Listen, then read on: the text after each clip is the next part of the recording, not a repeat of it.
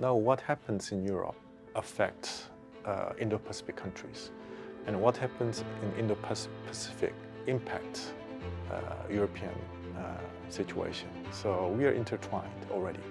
So it is really important that we cooperate more closely.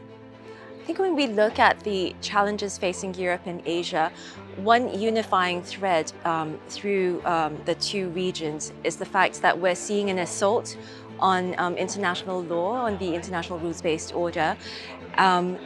And so we can't start looking at the Euro-Atlantic and the Indo-Pacific as separate domains where they have separate problems which should be resolved separately.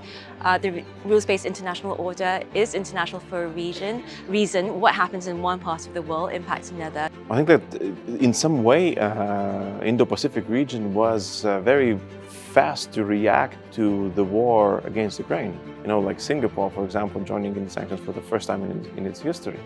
So it sent a message to Europe that there is this geopolitical line, probably invisible geopolitical line connecting Europe and Indo-Pacific.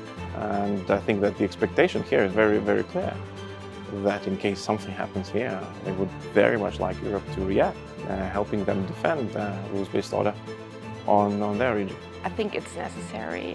We just talked about the military exercises that have been taking place within the last years.